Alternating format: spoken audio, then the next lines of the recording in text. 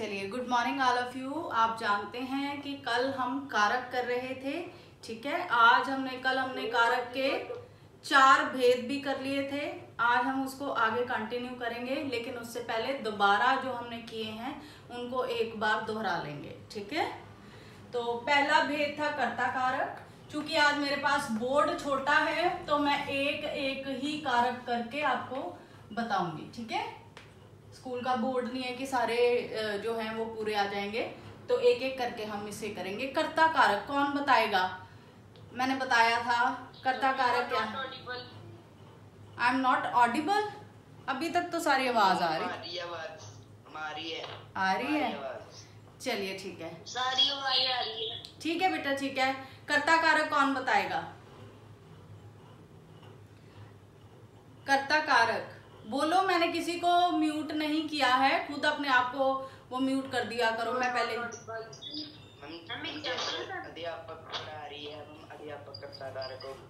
हाँ जी, जो भी कोई कार्य कर रहा है वो सब क्या कहलाएगा?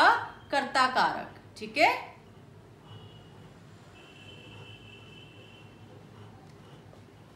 तो जो कोई भी कार्य कर रहा है उसे हम क्या कहेंगे? कर्ता कारक। बच्चे पढ़ रहे हैं तो बच्चे इसमें क्या होंगे? कर्ता। अध्यापक पढ़ा रहा है, अध्यापक क्या होगा? कर्ता। माता जी खाना बना रही हैं, माता जी क्या है? कर्ता, ठीक है। जो कोई भी व्यक्ति या वस्तु जिसके बारे में हम बात करें कि कार्य कर रही है तो वो क्या कहलाएगी?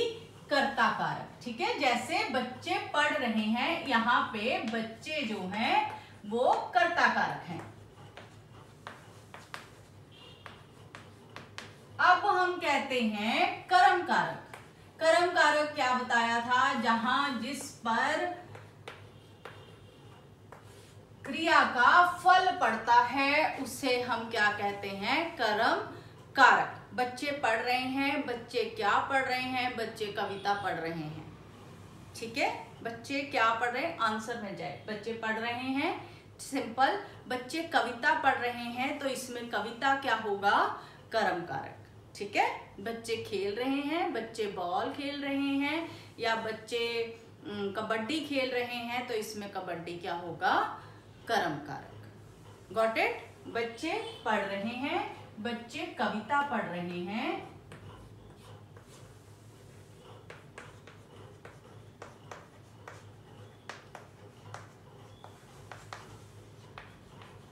तो इसमें कविता जो है वो क्या होगा? कर्म कारक, ठीक है। यही किया था ना हमने एलिमेंट। उसके बाद था करण कारक। करण कारक में मैंने आपको क्या समझाया था? जिस वस्तु की सहायता से क्रिया करी जाए। हाँ, जिस वस्तु की सहायता से या जो क्रिया करने में सहायक वस्तु है उसे हम करण कारक कहते हैं। जैसे इस वक्त मैं लिख रही हूँ, ठीक है, तो क्या कहेंगे? अंजनीत लिख रही है, अंजनीत कर्ता कारक है, ठीक। अंजनीत कारक लिख रही है, कारक हो जाएगा कर्म कारक। अंजनीत चौक से कारक लिख रही है तो चौक से क्या हो जाएगा? करण कारक। क्योंकि मैं किस चीज से चीज कर रही हूँ? चौक की सहायता से, ठीक है। लिखने के लिए मैं किसकी सहायता ले रही हूँ? चौक। तो यहाँ चौक क्या हो जाएगा? करण कारक। बच्चे कविता पढ़ रहे हैं, बच्चे किताब से कविता पढ़ रहे हैं,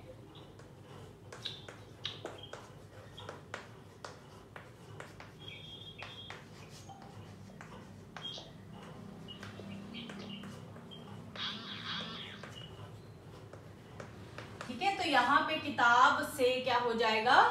करण कारक। चौथा क्या था? संप्रदान कारक। ये बोर्ड पूरा आ रहा है अब? ठीक है ना?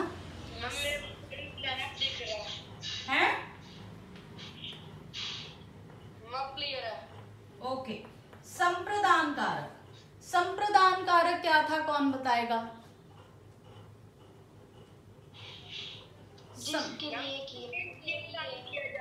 ओके, जिसके लिए हम क्रिया परफॉर्म करते हैं और जहां देने का भाव हो वहां पे जो को लगता है वो संप्रदान कारक है। तीसरा मैंने आपको बताया था कि द्विकर्मक क्रिया हमने पढ़ी है ना, द्विकर्मक क्रिया, अकर्मक, सकर्मक और द्विकर्मक पढ़ी थी। द्विकर्मक क्रिया में क्या होते हैं, दो कर्म लगते हैं, है ना। द्विकर्मक क्रिया में, प्लीज म्यूट योरसेल्फ बेटा, सभी अपने आप को म्यूट करें प्लीज, फिर मैं म्यूट करूंगी तो फिर बाद में क्वेश्चन पूछे नहीं जाएंगे और वो डिस्टरबेंस क्रिएट होगी। प्लीज अपने आप को सब म्यूट करें, जब जवाब देने के लिए बोला जाए तब अपने आप को खुद ही अनम्यूट कर दिया करो। संप्रदान कारक जिसके लिए क्रिया की जा रही है। अब यहाँ पे मैं आपको पढ़ा रही हूं तो किसके लिए पढ़ा रही हूं, आपके लिए। तो यहाँ पे क्या आएगा, अंजनीत पढ़ा रही है, अंजनीत बच्चों को पढ़ा रही है, अंजनीत पाठ पढ़ा रही है, अंजनीत बच्चों के लिए पाठ पढ़ रही है या बच्चों के लिए कार्य कर रही है। तो यहाँ पे जो कार्य मैं आपके लिए कर रही हूँ, जहाँ बच्चों को आएगा वहां कर्म लग जाएगा, जहाँ बच्चों के लिए आएगा वहां पे क्या होगा, संप्रदान कारक। गॉट माय पॉइंट, ठीक है। जैसे बच्चे किताब से कविता पढ़ रहे हैं, अगर मैंने यहाँ पे लिखना हो बच्चों, अध्यापक बच्चों के लिए पढ़ रहा है, अध्यापक बच्चों के लिए कविता पढ़ रहा है,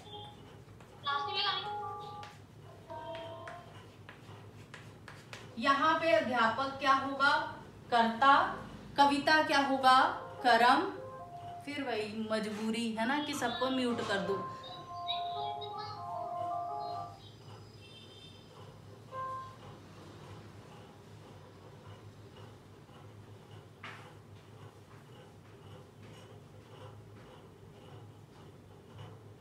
चलो अब ठीक है। तुम्हें इसी तरह खुशी मिलती है कि हम साथ में इंटरेक्ट ना कर सके। मुझे ये था कि जैसे मैं पूछूं सब जवाब दें, हम एक दूसरे के साथ जितना इंटरेक्ट करेंगे उतनी चीज़ों की समझ आती है, पर वो नहीं होना ना, आपने अपना छोड़ना नहीं 7C वाला स्टैंडर्ड। चलिए, संप्रदान अध्यापक बच्चों के लिए कविता पढ़ रहा है, जब यहाँ पे बच्चों के लिए आ जाएगा तो वो क्या होगा, संप्रदान, ठीक है। अध्यापक बच्चों को पढ़ा रहा है तो वो क्या होगा, कर्म कारक।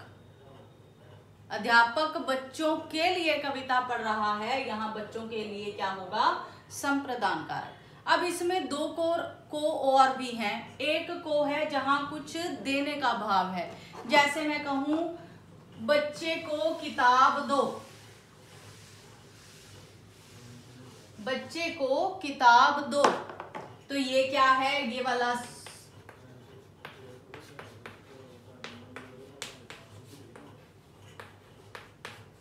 बच्चे को किताब दो, तो यहाँ पे जो को है वो संप्रदान आएगा, क्योंकि यहाँ क्या है, देने का भाव है, दिया जा रहा है, ठीक है।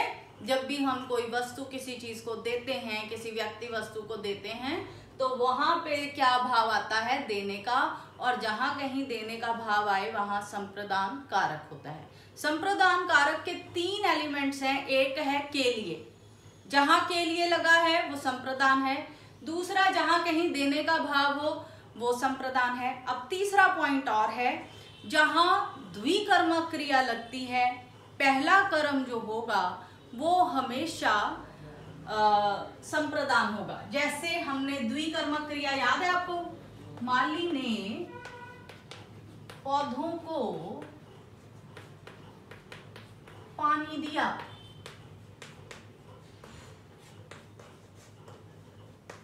ठीक है बेटा। इसमें 2 कर्म लगे हैं, ये द्विकर्मक क्रिया वाला सेंटेंस है। पानी भी एक कर्म है और पौधे भी एक कर्म है।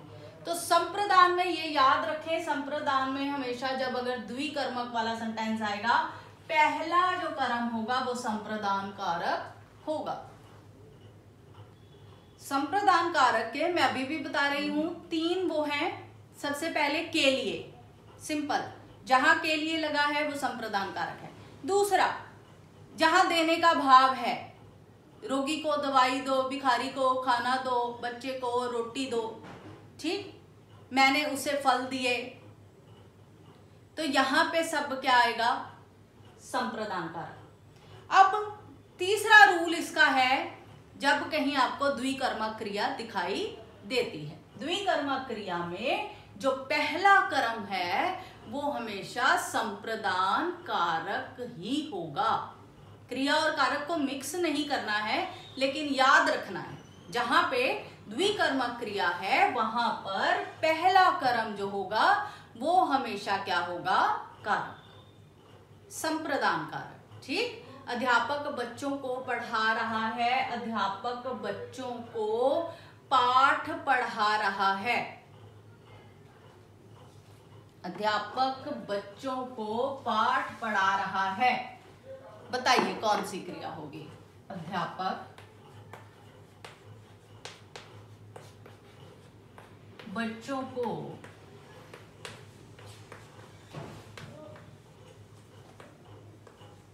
पाठ पढ़ा रहा है।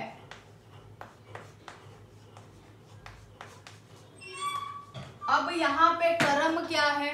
पाठ है। अध्यापक क्या है? कर्ता है। अब बच्चों को क्या होगा? ये होगा संप्रदान कारक। ठीक, को यहां पे दो कर्म लगे हैं, एक पाठ एक बच्चे, तो को वाला जो पहला कर्म होगा वो हमेशा क्या होगा? संप्रदान कारक। ठीक है, अध्यापक बच्चों को पाठ पढ़ा रहा है। पाठ क्या है? कर्म। बच्चे क्या हैं? कर्म। तो पहला जो है वो कर्म क्या होगा? संप्रदान कारक। संप्रदान कारक के तीनों आपको समझ में आ रहे हैं? मैं तीनों लिख रही हूं यहां पे।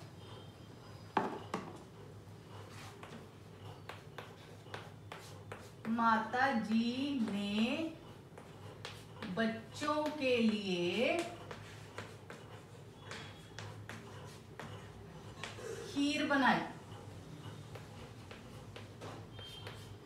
ओके, माता जी ने बच्चों के लिए खीर बनाई। पहला सेंटेंस,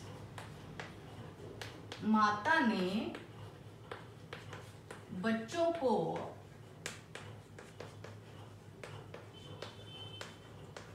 खीर दी।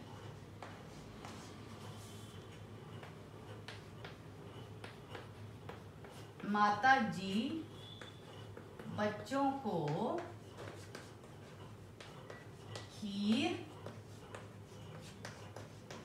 खिलाती हैं। ये तीनों सेंटेंस संप्रदान कारक में आएंगे।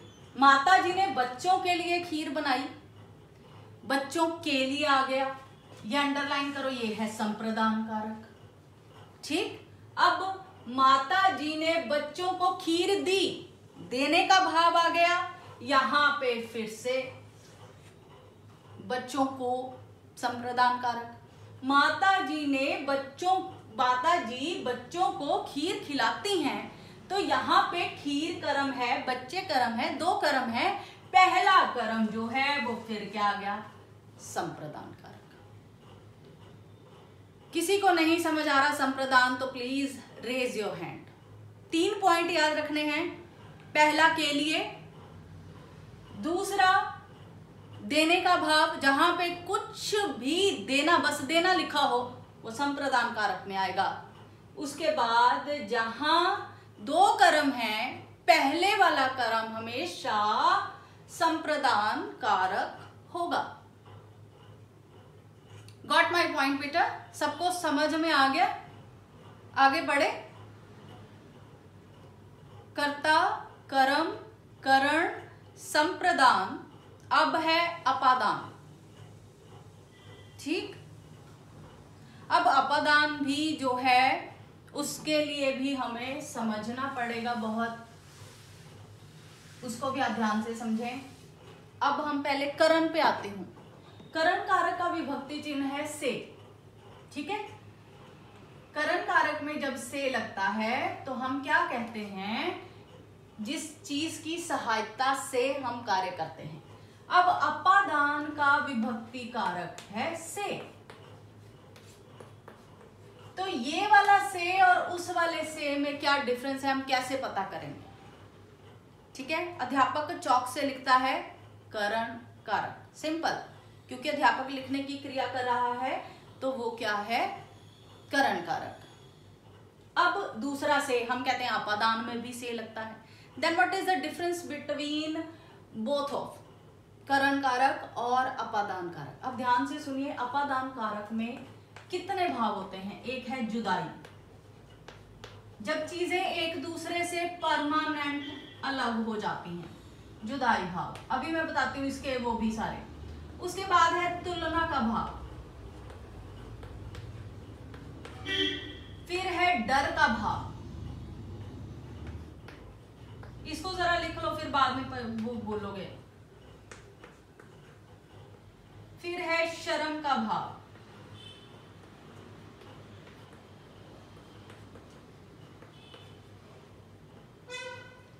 उसके बाद है काल,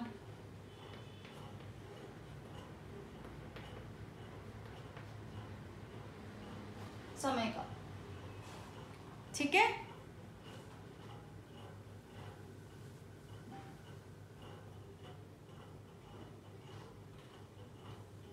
ये नोट कर लो। जुदाई भाव, तुलना का भाव, डर का भाव, शर्म का भाव, काल का भाव। ठीक, तो सबसे पहले जुदाई भाव, जब चीजें परमानेंट एक दूसरे से अलग हो जाती हैं। पेड़ों से पत्ते गिरते हैं, पेड़ों से पत्ते गिरते हैं, पेड़ों से पत्ते गिरते हैं। पेड़ से पत्ते परमानेंट अलग हो गए, दोबारा तो नहीं उस पे जाके जुड़ सकते, है ना। तो पेड़ों से पत्ते गिरते हैं मतलब जुदा हो गए, जुदाई का भाव। यहां पे जो से लगा है वो हमेशा अपादान कारक होगा, करण कारक नहीं होगा। Got my point. पेड़ों से पत्ते गिरते हैं, जहां जुदाई का भाव हो वहां पे अपादान कारक होता है। अब है तुलना का भाव। रीता सीता से लंबी है,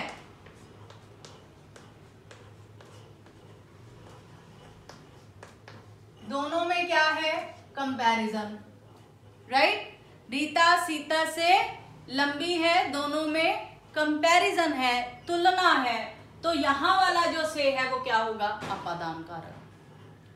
ठीक, उसके बाद है डर का भाव। राम शेर से डर गया,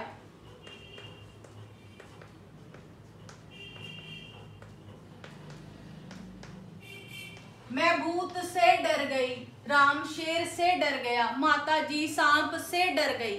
तो ये वाले से जिसमें डर का भाव है, अपादान कारक। याद रखने पड़ेंगे आपको सारे।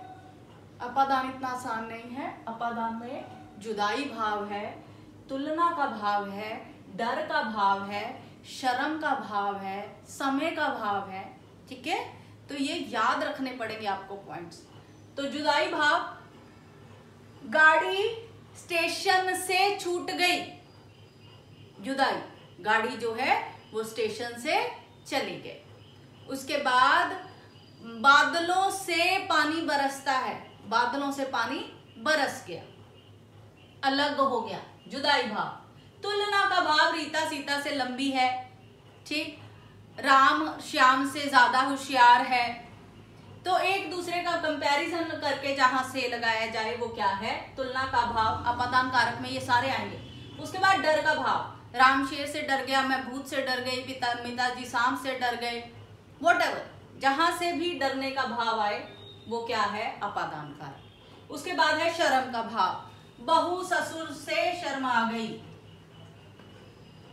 बहू ससुर से शर्मा गई।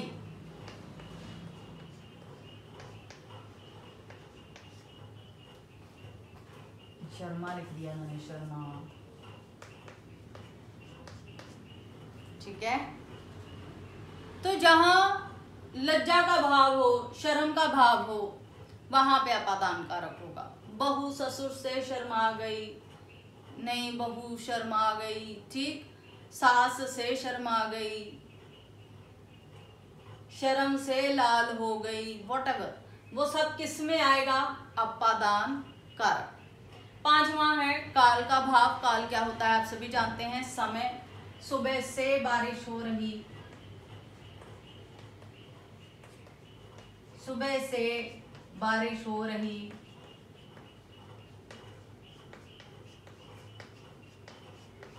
ठीक, शाम से अंधेरा है। तो यहाँ पे जो से है वो सारा किस में आएगा, अपादान कारक में। अपादान समझ में आ रहा है? जिसे नहीं समझ आ रहा प्लीज रेज योर हैंड।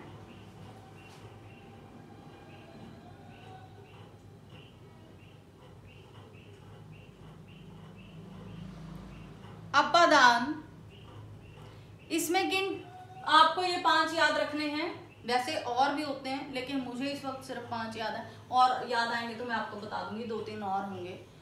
तो पहला है जुदाई का भाव, जब चीजें परमानेंटली एक दूसरे से अलग हो जाती हैं तो जो से लगता है वो अपादान कारक में आएगा। तुलना का भाव, जहां दो लोगों का कंपैरिजन किया जाता है, कंपैरिजन जहां हो वहां से लगता है तो वो अपादान कारक होता है।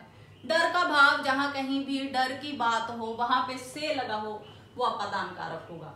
शर्म का भाव, बहू ससुर से शर्मा गई, बहू सास से शर्मा गई, वह शर्म से लाल हो गई, तो वहां पे सब क्या आएगा, अपादान कारक। काल का भाव, सुबह से बारिश हो रही है, ठीक, शाम से बारिश हो रही है, सुबह से धूप निकली है, तो यहाँ पे जो से है वो सब किस में आएगा, अपादान कारक में। ओके जी। अब 2-3 सेंटेंस दे रही हूं, आप मुझे बताएंगे कौन सा करण है और कौन सा अपादान है, राइट?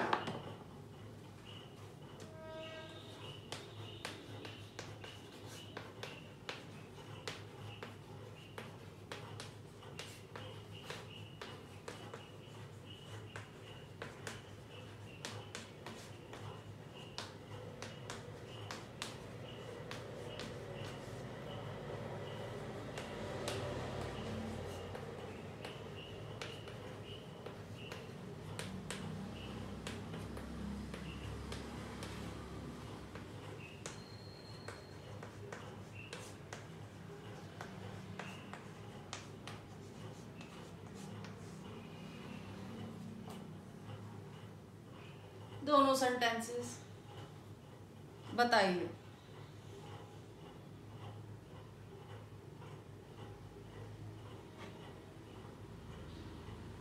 एक मिनट, पार्टिसिपेंट्स कहाँ गए?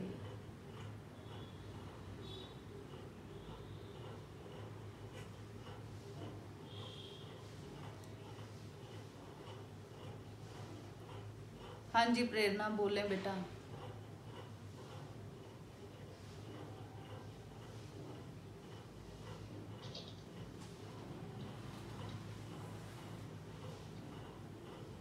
प्रेरणा बोलो। है? हाँ बोलो, एक्सप्लेन भी करो ना, पहला करण कारक कैसे है?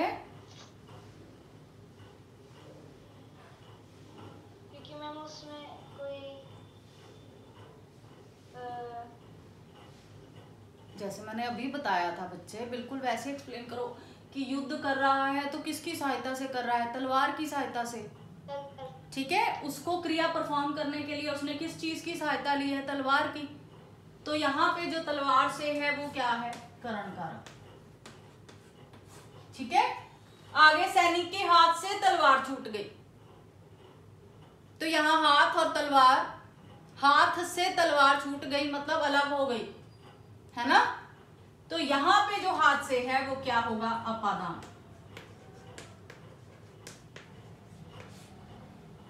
समझ में आ रहा है सबको?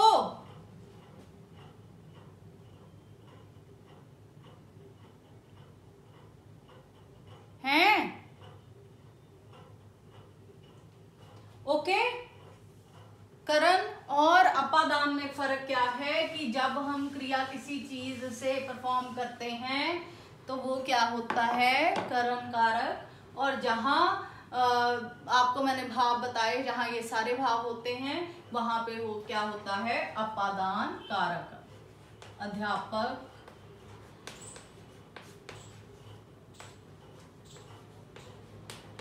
सांप से डर गया।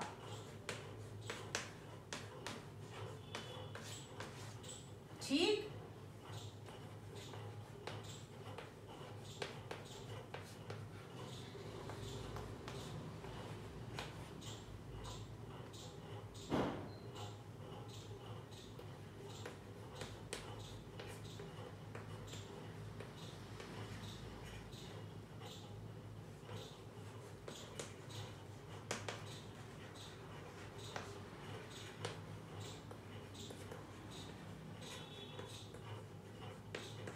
मैं कुछ भी लिख रही हूँ ताकि आपको क्लियर हो जाए। अध्यापक सांप से डर गया, डरने का भाव, यहाँ पे सांप से क्या होगा, अपादान। अब अध्यापक सांप से एक्सपेरिमेंट कर रहा था कि साइंटिस्ट है वो कोई एक्सपेरिमेंट कर रहा है, तो यहाँ पे ये क्या होगा, करण कारक। ठीक है, इस चीज की सहायता से वो अपनी जो चीज है वो परफॉर्म कर रहा है, एक्सपेरिमेंट कोई कर रहा है। और यहाँ पे सांप से डर गया है, तो डरने का भाव है, तो यहाँ पे क्या होगा, अपादान कारक। ओके, अपादान और करण कारक समझ में आ गया। आगे बढ़े, अब है अधिकरण।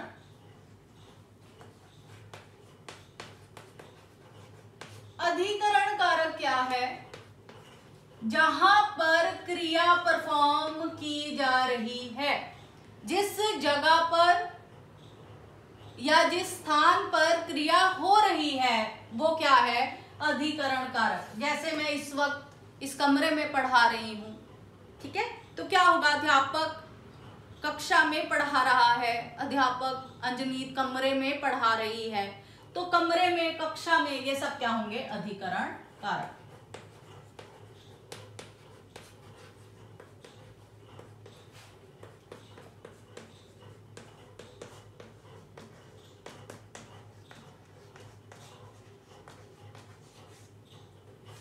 बच्चे छत पर खेल रहे हैं,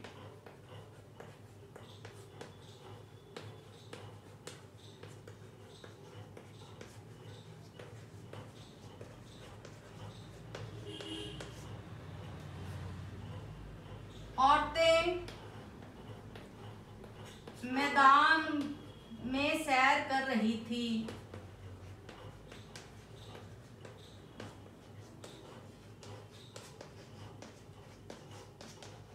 हाँ जी, क्लियर, इसमें कोई मुश्किल नहीं है। क्रिया जहां पे, जिस जगह पे परफॉर्म हो रही है उसे हम क्या कहते हैं, अधिकरण। बच्चे छत पर खेल रहे हैं, अध्यापक कक्षा में पढ़ा रहा है, औरतें मैदान में सैर कर रही थी। ठीक है, तो क्रिया कहाँ कर रही हैं, जिस स्थान पर क्रिया परफॉर्म की जा रही है वहां पे हम क्या कहेंगे, अधिकरण कारक। में और पर लगता है इसमें। ठीक है, क्लियर है, क्लियर भाई, थंब रेज करना सीखो। ऑनलाइन क्लास के सारे रूल भूल गए हैं, ऑफलाइन वाले हैं। ऑनलाइन क्लास अगर आप बोल नहीं सकते तो आप थंब रेज करके बताएंगे कि आपको ये बात क्लियर है। जहां पर, जिस जगह पर क्रिया परफॉर्म की जा रही है वो क्या है, अधिकरण कारक। ठीक, अब आइए जी संबंध कारक। संबंध बड़ा आसान है। वो रीता का भाई है, वह मेरे पिताजी हैं। संबंध रा रे री, ये आ गया रे।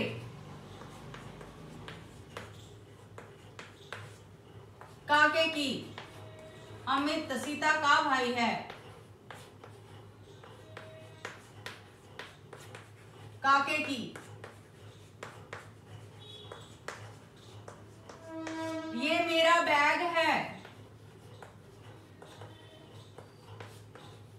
रा,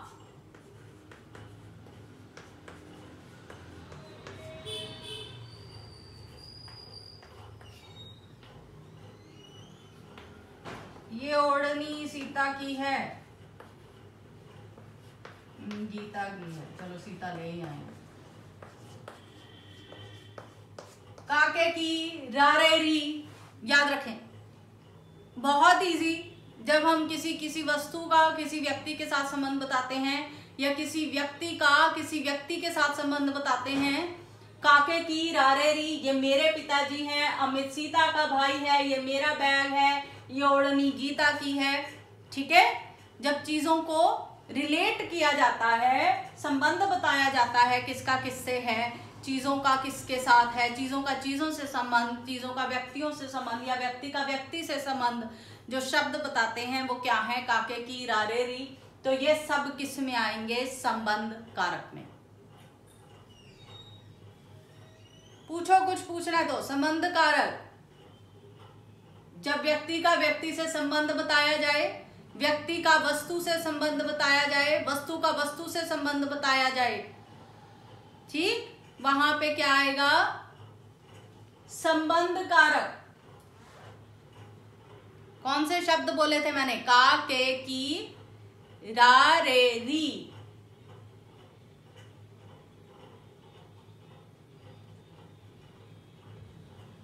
गॉट इट। आगे चलो, लास्ट रह गया अब। आज की क्लास में ये खत्म कर दो कारक।